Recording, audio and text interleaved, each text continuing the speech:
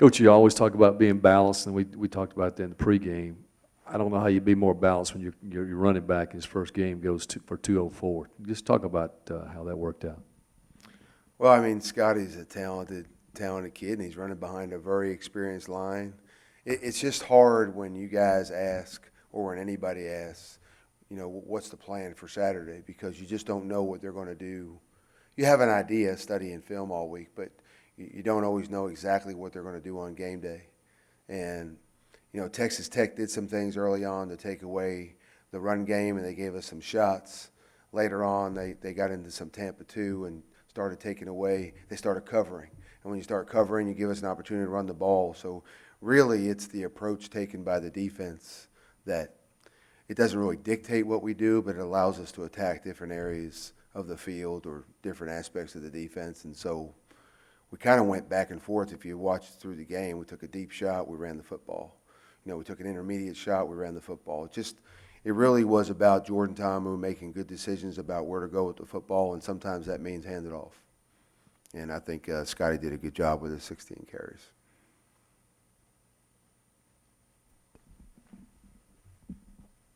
Phil, you and Matt both mentioned after the game kind of that y'all wanted to be more efficient in the run game and consistently picking up 4 and 5 yards. Now that you've had a chance to look at it, do you have a better idea of what went wrong and how to do that? Yeah, I don't necessarily think anything went wrong. We had a good number of 4-yard runs, so we're happy about that. There was some more efficiency there maybe than we thought leaving the game. 2 things we wanted to do in the run game. We wanted to create more explosive runs, which we did, and we do. We want to be more efficient in the runs that are not explosive. So our goal is 4 yards a carry. As Coach Luke said, you get 3.5 yards a carry in the SEC, and you're running the ball pretty good. So 4 yards a carry for us is good. You just hate to have one carry that's 90 yards and the other 9 carries are for 10 yards. You want to be efficient when you do it. So we were okay, weren't great, but we were okay on Saturday in the efficiency department there in the run game. But from an explosive run game standpoint, I think we were happy with what Scotty and the offense was able to do.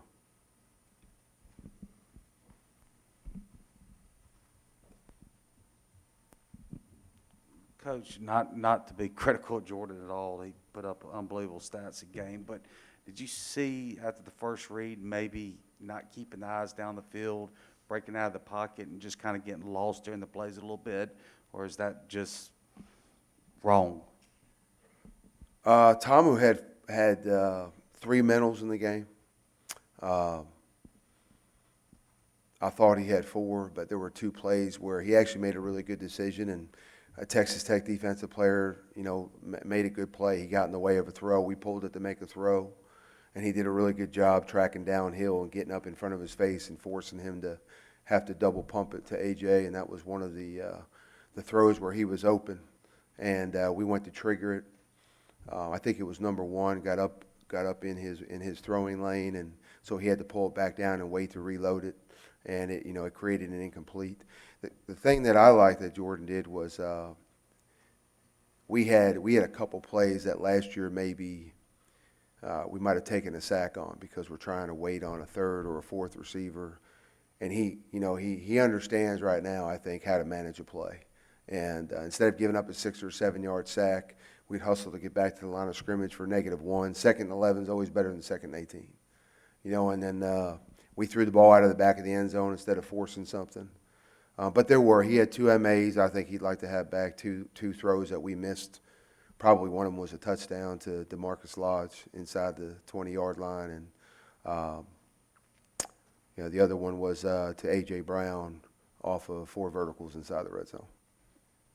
Does it just seem like to me, if Jordan has a couple bad plays, he seems to let loose when he throws it deep down the field and it gets him in the rhythm again, kind of like a golfer that likes to, step up on the tee and hit it long.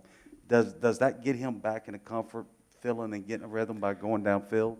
Truthfully, I don't think with Jordan. I think one of his best assets is his ability just to focus on each individual play. He has a bad day yesterday. It's not affecting today. He has a bad play on 1st down. It doesn't affect 2nd down. It took me a while to learned that about him. But I don't think, I think he could be terrible for 3 quarters, and I don't know that it would affect him with regards to how he focuses in on the first play of the fourth quarter. I just think he's exceptional at being able to, compartmentalize one play to the next, and I don't know that I really need to call or do anything to get him back in the groove. I think he's more disappointed with himself when he misses just one play. And I think that's probably his greatest asset is he can lock in. He's a really good student in between the drives. So when we talk, we have some progressive conversations, and a lot of times he's giving as much input as I am. A lot of and I've said it before, he'll tell me his mistakes before I tell him. So I'm not really telling him what he's doing wrong. He'll come off the field and say, "Hey, I missed that. I could have pulled the trigger on it and I didn't.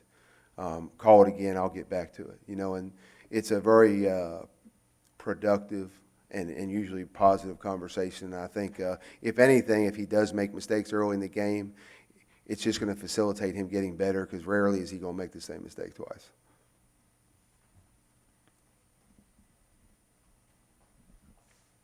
Were there any guys you weren't able to play as much or at all that you would like to play more this week?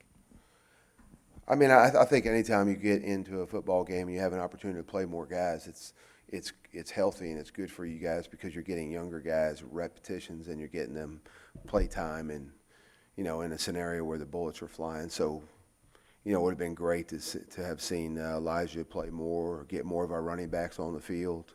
But games dictate needs. And so, as we go through each game, based on what the situation is going to be, our goal is to try to get guys developed, but we're always going to play who we think is going to help us win the ball game. I mean, that's the task at hand. So I think every situation and every game is different, and when we have an opportunity to play some of those guys, we will.